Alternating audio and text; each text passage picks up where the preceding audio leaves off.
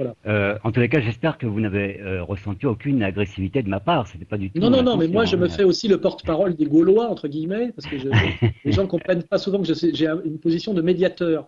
Et je dis, quand vous dites, vous les Français avez bloqué le processus démocratique en Algérie, etc., Contribuer, je oui, dirais. mais Mais il faut l'État, bien hein, dire, l'État, il faut dire l'État. l'État algérien et l'État français qui collaborent en réalité au-delà et malgré la soi-disant décolonisation, se sont mis d'accord pour des intérêts communs qui n'ont pas grand-chose à voir avec les intérêts du peuple algérien ni avec les intérêts du peuple français pour bloquer un processus démocratique en cours, l'ont habillé médiatiquement de manière à rendre incompréhensible ce qui se passait, ce qui fait d'ailleurs que les Français n'y ont rien compris. Et donc là, vous mettez les pieds, vous, sur un terrain totalement miné, et si vous ne déminez pas, votre, comment dirais-je, tentative devient très contre-productive. Vous voyez, est-ce que vous comprenez ce que je veux dire?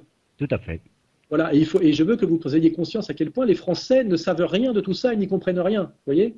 Très bien. Ben, nous espérons que vous pourrez éventuellement prendre en charge aussi cet aspect, non pas de la question franco-algérienne, mais de la question plus générale des rapports de la France. Je sais que vous le faites, mais d'une manière je le fais, mais plus, c'est très difficile, qu'on compreniez bien, voilà, parce que je prends des coups des deux côtés, moi. Quand on est un certainement. médiateur, on prend des coups des deux Confortable. côtés. Je me fais traiter Certainement. de pro-musulman d'un côté, je me fais traiter de je sais pas trop quoi, de nationaliste fasciste français de l'autre. Je prends des coups de tous les côtés. D'ailleurs, ceux qui me connaissent et ont un peu l'honnêteté de regarder mon parcours le savent. Il est très dangereux, très difficile d'être dans une position de médiateur. Il est beaucoup plus confortable d'être un radical d'un camp ou d'un autre. C'est plus violent, plus laid, mais plus confortable. Moi, je suis un médiateur, mais je suis quand même un Français qui tend la main, mais en tant que Français, vous voyez, et je ne suis pas un masochiste, vous voyez, donc je vous dis, comprenez la difficulté de ce dialogue, parce qu'effectivement, les trois quarts des Français n'ont pas les clés de compréhension et prennent des arguments pour des agressions, voilà. Et c'est très compliqué, car nous avons contre nous le pouvoir politique et le pouvoir médiatique, qui ne fait que distiller, comme vous le savez, des mensonges. Hein. Parfait. Nous passons donc au chapitre suivant, si vous voulez bien. Donc, sur les questions concernant beaucoup plus la France et l'Europe. Pour, disons, ouvrir une petite parenthèse, une toute petite pause, est-ce qu'on peut dire qu'Alain Soral serait l'antithèse des post-68ards? Oui, j'ai beaucoup critiqué les 68 arts, mais je crois qu'aujourd'hui, cette critique est devenue presque majoritaire. Donc, à la limite, le travail est fait. C'est sûr que je ne suis pas un bobo.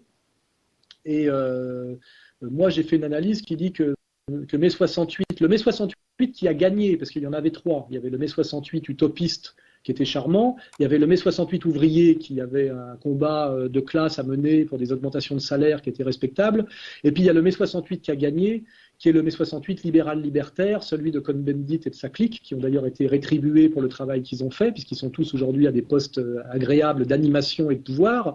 Et en fait, le travail qu'ont fait ces gens-là est un travail de double destruction, qui est la destruction à la fois du Parti communiste français et la destruction du gaullisme.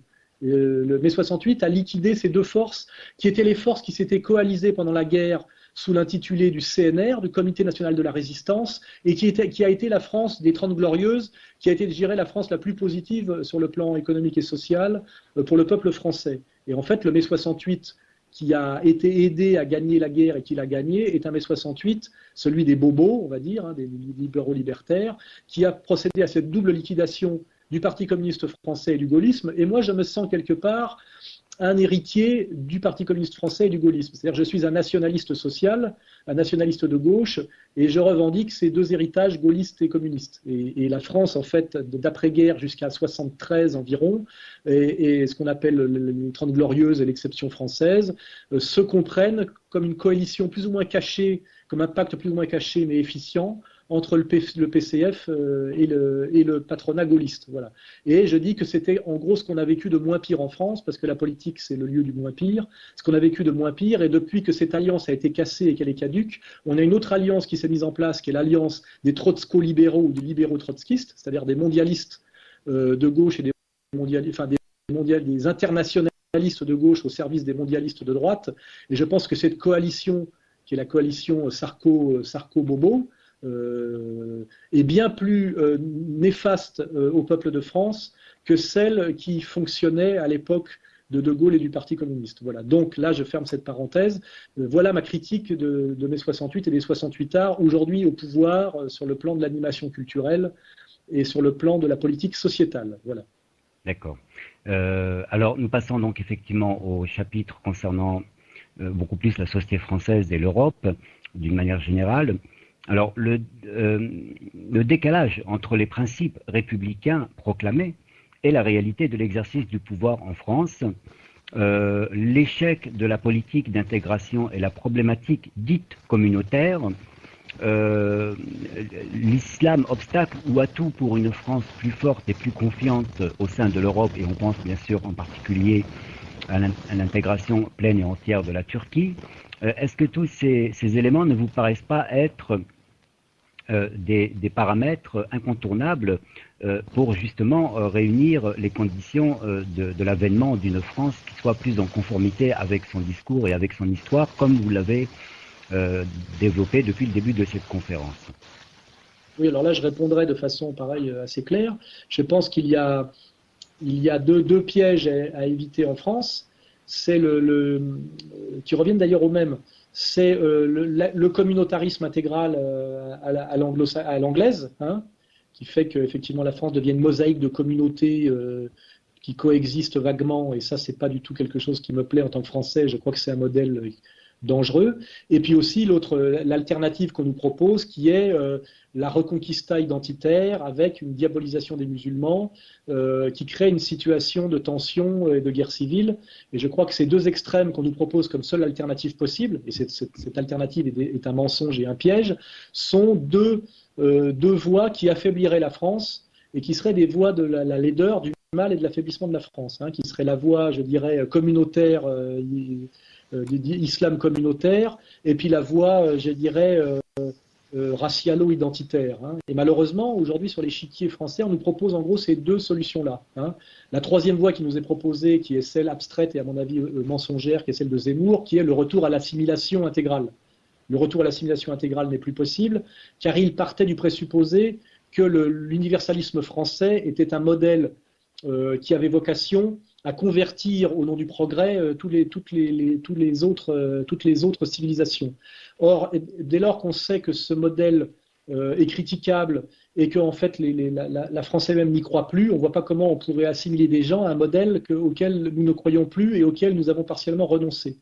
Donc nous cherchons entre guillemets une troisième voie qui serait en fait d'agréger à la France des musulmans patriotes, hein, c'est-à-dire que la France soit faite de patriotes qui peuvent être d'origines diverses, patriotes de souche catholique, patriotes protestants issus de la réconciliation nationale après des guerres qui ont été très violentes à une époque maintenant reculée, assimilation aussi des Français d'origine juive comme ça s'est fait par d'abord Robespierre puis Napoléon avec le Grand Sanhédrin, et aujourd'hui nous sommes au moment où il faudrait effectivement que ce pacte se passe entre comment dirais-je, la France et les Français récents de confession musulmane et d'origine souvent maghrébine, pour que ce soit des Français patriotes de confession musulmane.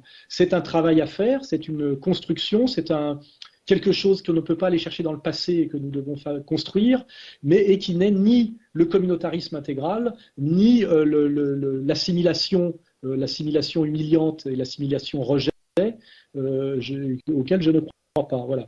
Et moi, je suis de ce point de vue-là encore relativement un marxiste, c'est-à-dire que je crois que l'histoire est un processus de transformation et que la vérité n'est pas toujours de rechercher dans le lointain passé et de croire que les formes sont éternelles et ont vocation à être des essences immuables. Je crois que la France est face à un défi. Ce défi, c'est d'avoir, pour des raisons liées à son histoire coloniale et des raisons liées à la volonté du patronat français, ce qui s'est appelé à un moment donné le regroupement familial, la France se retrouve avec des Français de confession musulmane sur son sol, qui sont non pas venus de façon agressive et belliqueuse, mais par la volonté de l'État français. Là, je n'étais pas décisionnaire, peut-être que j'aurais été contre à l'époque, mais aujourd'hui, c'est un fait. Donc, nous avons sur le sol français des millions de Français issus de notre ancien empire et qui sont de confession musulmane, et nous devons faire en sorte qu'ils deviennent des Français à part et entière sur le plan économique, hein, et puis sur le plan de l'identité. C'est un défi, c'est un combat.